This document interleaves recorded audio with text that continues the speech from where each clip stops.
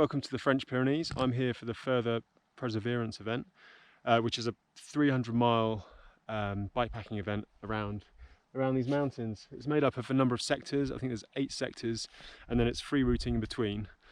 So it's kind of predominantly gravel, some hiker bike, and then a fair bit of road in between. So this is the bike setup that I'm using for this event. So I'm using the Mason Bokeh, which is the alloy frame.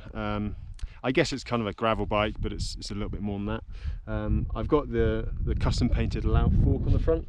The idea being for this race that you kind of want something that can go sort of fairly fast off-road, but also there's a lot of pavement and a lot of long climbs. So this is my lightest sort of bike setup, which is why I've chosen it over, say, a hardtail mountain bike.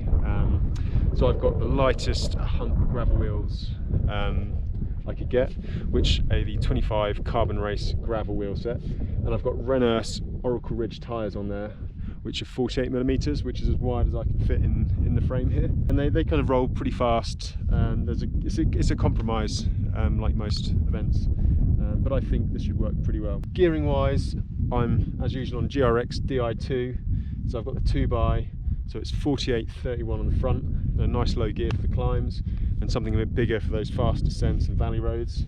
And I think I've got 11, it's a 34 on the back, so hopefully that should be all right. But to be honest, if I run out of gears, it's probably hiker bike anyway, so I don't see that it's going to slow me down all that much. Baggage wise, as usual, I'm on my Tailfin R&D division bags, so I've got the custom frame bag, top tube pack, and then I've also got this prototype kind of race pack, which is essentially a dry bag style thing with kind of mesh nets on the side for food and things. For water, I've got 2 bottles. There's plenty of streams in the Pyrenees, plenty of little fountains in towns, so I've just got two bottles mounted there. Again, try and keep the weight down on the climb. The cockpit, obviously GRX levers. I've got the old faithful Ritchey Venture Max alloy ergo bar with my Wahoo. I've had that for years. I've got an exposure light on there and a bell, because you need to have one in France. And yeah, hopefully that should be a good setup. Now I'll show you what's in the bags. So again, trying to keep lightweight, but you're up in the mountains here. You can see in the background it's dark, you can hear the rumbles of thunder, and things can change quick, so you've just got to prepare for all situations. So with that in mind, I have in my bags, so in the frame bag I've made sure I've got some space for food, because I need to carry quite a bit. I've got an Albion Lightweight gilet, so this will be kind of on and off fairly often, I would have thought. I've got some mitts, long descents, you want to keep your sort of hands comfortable. Just got a little headband just in case it gets chilly at night.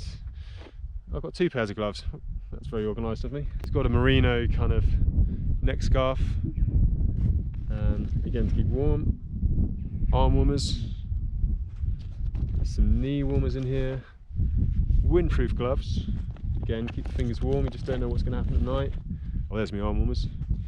I've got my little bag, just to folding bag from Albion, just to carry food and stuff when I get to resupplies. Got a pump in there, just with the duct tape and things on there. I've got some actual rain mitts that kind of go over the top of your gloves. And then I've got my custom Albion ultralight insulated jacket. This is really cool, it's got a hood on there. The neck sort of comes up sort of around, you can have like a mini scarf from it, so it's a really versatile piece of kit. So onto the top tube bag, I've got like a European charger, toothpaste, sunscreen, multi-tool, like penknife, spare valve, you know, those kind of things, just the sort of general repair and maintenance stuff, a bit of chain lube, so all that's just tucked in there nicely. And then finally onto the saddle pack.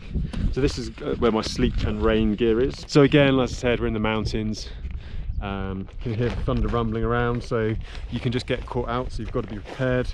So I've got these 3/4 length like waterproof trousers, just to sort of keep the wind and warmth and the wind off and keep the warmth in the legs, and also if it rains, so just put it on.